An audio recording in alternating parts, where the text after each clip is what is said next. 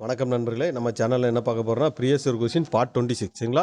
Already பார்த்தீங்கன்னா 25 video போட்டிருப்பேன். இது 26வது வீடியோ. லாஸ்ட் 25வது வீடியோவோட கண்டினியூ தான் இது சரிங்களா. 25வது வீடியோவில் நான் என்ன சொல்லியிருப்பேன், அகழ்வாரை தாங்கும் நிலம் போல தம்மை இகழ்வாரை பொறுத்தல் தலை. அதாவது போல அப்படின்னு அது ஓமையணி நம்ம சொல்லியிருப்பேன்.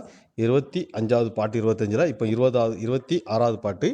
இந்த 26வது பாட்டு பார்க்கறதுக்கு முன்னாடி நான் ஒரு சின்ன சஜஷன் சொல்கிறேன். அதாவது என்ன பார்த்தீங்கன்னா, இந்த கொஸ்டின் ப்ரீவியஸ் இயர் கொஸ்டின் என்னென்ன கொஷின்லாம் வருது பார்த்தீங்கன்னா, group 1, group 2, group 4 question plus technical service exam, அதேமாரி TET exam question, TRB question எல்லாம் சேர்ந்து தான் வந்துட்டுருக்கு. நம்ம சேனலை நான் அதாவது டைமை ஸ்பெண்ட் பண்ணி தான் நான் போட்டுட்ருக்கேன். நம்மளுக்கு ஒரு சின்ன உங்களுக்கு நன்றி தெரிவிக்கிற மாதிரி இருந்தால் நம்ம சேனலை சப்ஸ்கிரைப் பண்ணிட்டு ஒரு சின்ன லைக் கொடுங்க. அதேமாரி எதுவும் குற்றம் குறை இருந்தாலும் உங்களுக்கு கமெண்டில் உங்களுக்கு என்ன தோணுதோ சொல்லுங்கள். நான் திருத்திக்கிறேன் சரிங்களா. வீடியோ மட்டும் பார்த்துட்டு போகாமல் ஒரு சின்ன ஏதாச்சும் கமெண்ட் அடிங்க. எதுக்குன்னா நான் சொல்கிறேன், ஏதாச்சும் ப்ளஸ் பாயிண்ட் இருக்கும், சில மைனஸ் பாயிண்ட் இருக்கும். உங்கள் மனசில் தோணும் வீடியோ பார்க்கறதுல சில டைம் ஸ்லோவாக போகலாம். அதாவது ஸ்க்ரோல் பண்ணுறது ஸ்லோவாக பண்ணலாம். ஒரு ஃப்ரெண்டு கூட இதான் அனுப்பியிருந்தேன், ஸ்க்ரோல் பண்ணுறது கொஞ்சம் ஃபாஸ்ட்டாக பண்ணுங்கன்ட்டு. அப்படி சொல்ல நான் என்னோடய பிளேயை நான் திருத்திக்கிடுவேன் சரிங்களா. பாருங்கள், 51வது கொஸ்டின் பாருங்கள். இரு வினைகளின் பொருள் வேறுபாடு அறிந்து சரியான சொற்றொடரை கண்டுபிடி. அதாவது விரிந்தது விரித்தது அதோட மீனிங் பாருங்கள். மழைக்காற்று வீசியதால் பூவின் இதழ்கள் விரிந்தன, மயில் தொகை விரித்தது சரிங்களா. இதை பார்த்துக்கங்க.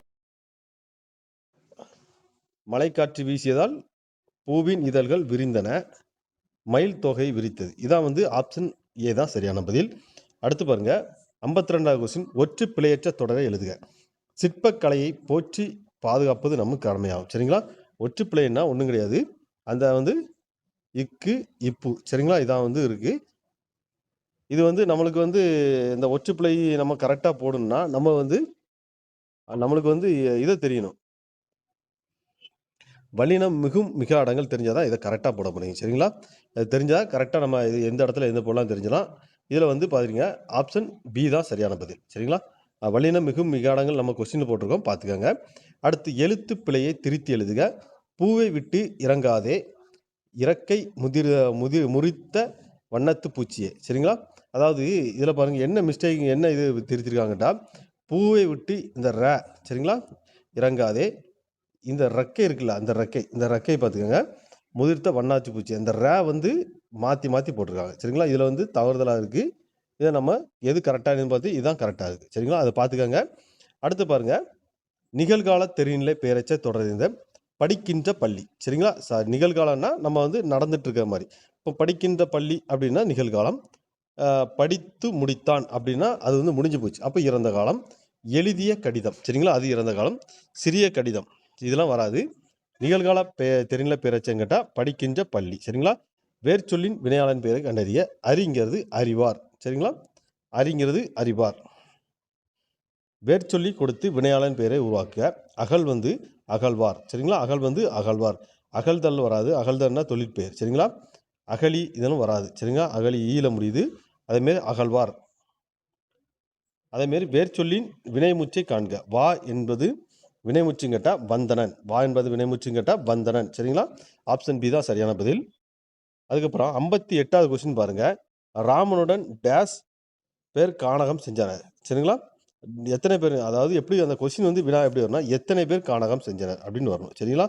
அடுத்து, ஒலிக்கும் முயற்சி பிறக்கும் இடம் ஆகியவற்றில் ஒற்றுமையுள்ள எழுத்துக்களை எவ்வாறு அழைக்க வேண்டும்னா, அதாவது இன எழுத்துக்கள் அப்படின்னு சொல்லுவாங்க. இன எழுத்துக்கள் அப்படின்னு சொல்லுவாங்க. இன எழுத்துக்கள் பார்த்தீங்கன்னா வல்லினம் மெல்லினம் இடையினர் இருக்கா, அதாவது வல்லினம் மெல்லினம், மெல்லினத்துக்கு அடுத்து வல்லினம் வரும். இதான் இன எழுத்துக்கள். இன எழுத்துக்கள் அமைந்துள்ள சொற்களை கண்டறிய சரிங்களா. இதில் சங்கு பந்தயம் இதான் கரெக்டாக இருக்குது சரிங்களா. இங்கு பாருங்க, இங்கு கூ சரிங்களா. அதேமாரி இத்து இந்து, பந்தயத்தில் இத்து இந்து. அதுமாரி இது இங் சேவும் இங்கும் கரெக்டாக வந்திருக்கு. இதான் இன எழுத்துக்கள். பிழையான சொல்லை கண்டறிய. வென்றான், இது வென்றான்ங்கிறது ஒரு பிழையான சொல். ரா இந்த ரா வராது சரிங்களா. வென்றானுக்கு இந்த ரா வராது. இது மாதிரி கண்டான், நண்டு, வண்டு இது கரெக்டாக இருக்குது. வென்றான்ங்கிறது இந்த இது வராது சரிங்களா. இனிமை பிளஸ் உயிர் என்பதை சேர்த்தெழுத கிடைக்கும் சொல்லுது இன்னுயிர் சரிங்களா. ஆப்ஷன் சி தான் சரியான பதில். படிப்பறிவு என்னும் சொல்லி பிரித்தெழுது கிடைப்பது படிப்பு பிளஸ் அறிவு சரிங்களா. படிப்பறிவுனா படிப்பு பிளஸ் அறிவு. பல பொருள் தரும் ஒரு சொல் கண்டறிய. விளம்பு, மொழி, இயம்பு, கூறு, உரை இதெல்லாம் வந்து பேசு, அதாவது பேசு என்று அர்த்தம். சரிங்களா? விளம்புன்னா நம்ம பேசுகிற மாதிரி தான், மொழினாலும் பேசுகிற மாதிரி தான். அடைப்புக்குள் உள்ள சொல்லை தகுந்த இடத்தில் சேர்த்தல். சரிங்களா? திருக்குறள் போன்ற அற இலக்கியங்கள் கூறும் கருத்துக்களை நம் வாழ்வில் பின்பற்ற வேண்டும். டேஸ் அவை நம் வாழ்வை மேம்படுத்த, ஏனெனில் அவை வாழ்வை மேம்படுத்தும். அடுத்து பாருங்க, இயற்கை என்பது உயிர்களுக்கு கிடைத்த பெரும் பேறு.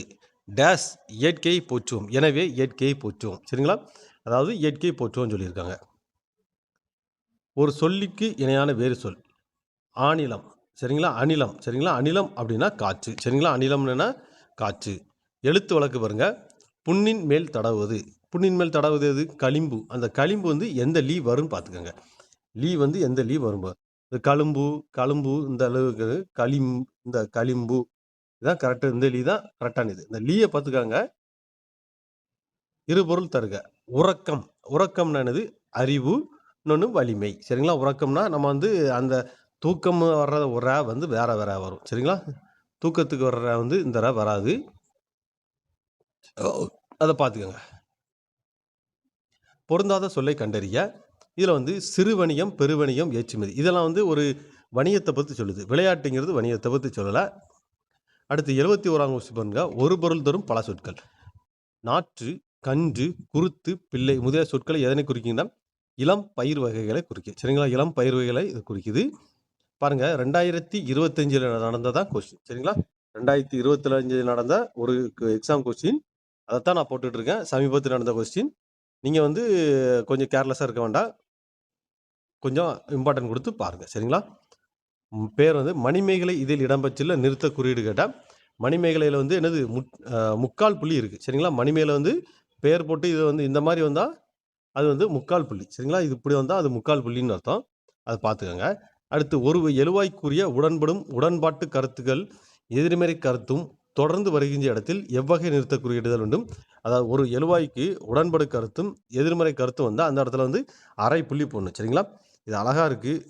அதாவது எழுத்து இதில் அழகாக இருக்குது. 10th புது புக்லையும் இருக்குது, பழைய புக்லையும் இருக்குது.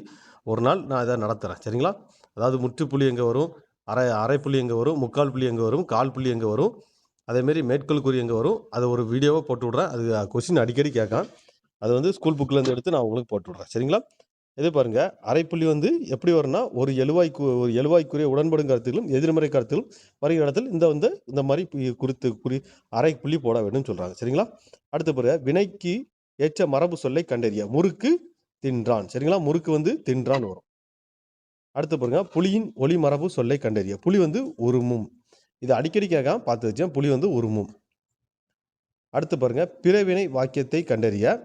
பிறவினை வாக்கியம்னா அவனை திருத்தச் செய்தான். அவனை வந்து திருத்தச் செய்தான்ங்கிற ஒரு பிறவினை வாக்கியம். வாக்கிய அமைப்பை கண்டறிய. கண்ணன் நேற்று வந்தான். கண்ணன் நேற்று வந்தான்ங்கிறது ஒரு தன்வினை வாக்கியம். செயற்பாட்டு வினையை எடுத்தெழுதுக. கையை தரையில் ஓங்கி அடித்தான். கையை தரையில் ஓங்கி கை வந்து தரையில் ஓங்கி அடிக்கப்பட்டது. சரிங்களா? இது வந்து செயற்பாட்டு வினை வாக்கியம். செயற்பாட்டு வினையை எடுத்து. சரிங்களா? அடுத்து பாருங்க, 79வது கொஸ்டின். தொகை நிலை தொடர்கள் எத்தனை வகைப்படும்னா, தொகை நிலை தொடர்கள் வந்து 6 வகைப்படும். சரிங்களா? தொகை நிலை தொடர்கள் 6 வகைப்படும்.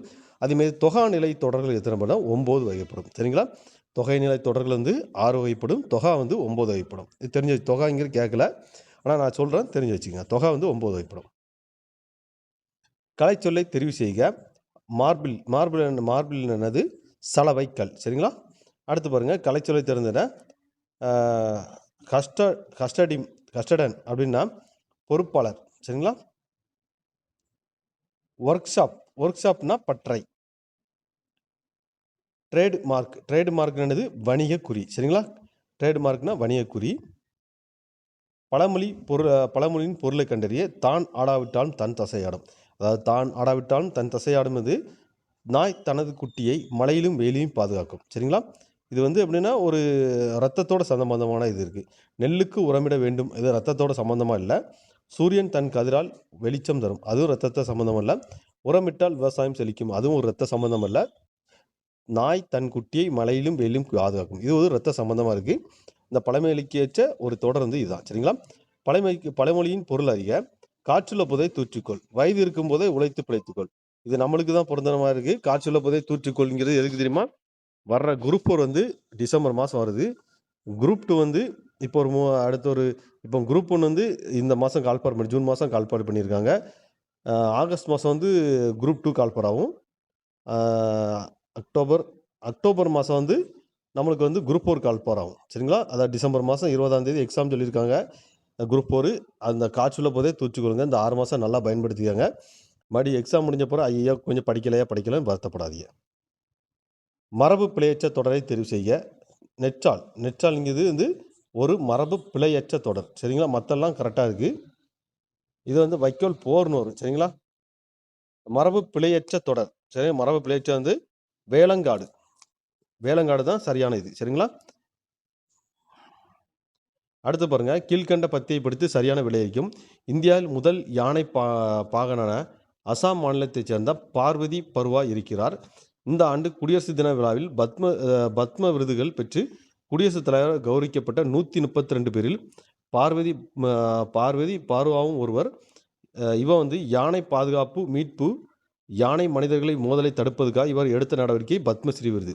அதாவது இதில் எப்படின்னா, ஒரு கொஷின் கேட்டு கீழே வந்து ஒரு பேராகிராஃப் மாதிரி கொடுப்பாங்க. கீழே வந்து அதோட என்ன இதுன்னு அதில் கேட்பாங்க.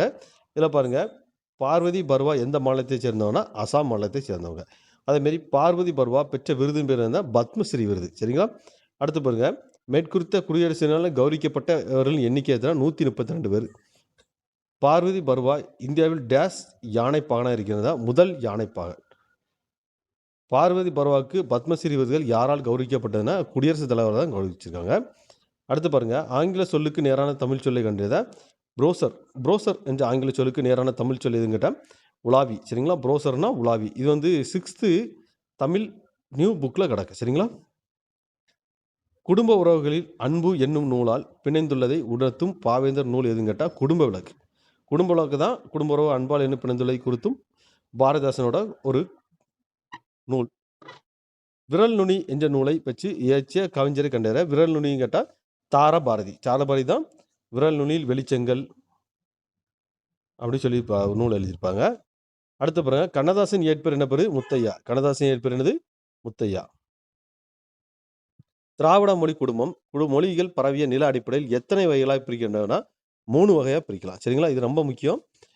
திராவிட மொழி குடும்பங்கள் மொழிகள் பரவிய நில அடிப்படையில் 3 வகையாக பிரிக்கலாம்.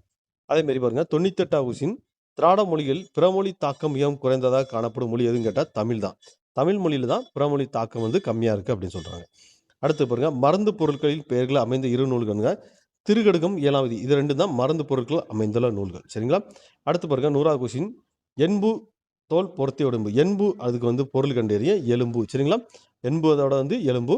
ஆல்ரெடி 25வது வீடியோவில் வந்து இது 50 கொஸ்டின் போட்டேன். அடுத்த வீடியோவில் இப்போ வந்து மிச்சம் 50 கொஸ்டின் போட்டிருக்கேன். அடுத்து பொது அறிவு வருது. பொது அறிவு நான் எப்படி போடுறேன்னா, இப்போ வந்து மொத்த ஹிஸ்ட்ரி, அதை இது வரைக்கும் கேட்ட 2024, 25 கேட்ட மொத்த ஹிஸ்ட்ரி வீடியோ போட்டிருக்கேன். அந்த ஹிஸ்ட்ரி வீடியோ பார்க்காதவங்க பார்த்துக்கங்க. வேணால் லிங்கை வேணால் இதில் ஷேர் பண்ணி விட்றேன். அதில் வந்து பார்த்தீங்கன்னா, சிந்து சமவெளி நாகரிகம், மராட்டியர்கள், குப்தர்கள், டெல்லி சுல்தான்கள், முகலாயர்கள், விஜயநகர பாமினி பேரரசு, தென்னிந்திய பேரரசு, பல்லவர்கள், இதெல்லாம் அதில் இருக்கும். சரிங்களா? பார்க்காதான் பார்த்துங்க. இன்னும் வந்து அடுத்து வந்து எக்கனாமிக்கில் என்னென்ன ஜிகேல என்ன வீடியோ போட்டாங்கன்னு போடுவேன். அடுத்து பாருங்கன்னா, நேஷனல் மூமெண்ட் என்னது, தமிழ்நாட்டு விடுதலை போராட்டத்தில் என்னது, இது என்னது, புவியியலில் சம்மந்தமாக கொஸ்டின், பாலிட்டி சம்மந்தமாக கொஸ்டின் தனித்தனி வீடியோவாக போடுறேன். பார்க்காதான் பாருங்கள். அது உங்களுக்கு நல்ல ஹெல்ப்பாக இருக்கும். நம்ம சேனலை சப்ஸ்கிரைப் பண்ணிக்கோங்க. சரிங்களா? நன்றி நண்பர்களே. இவ்வளோ நேரம் பொறுமையாக பார்த்ததுக்கு ரொம்ப நன்றி.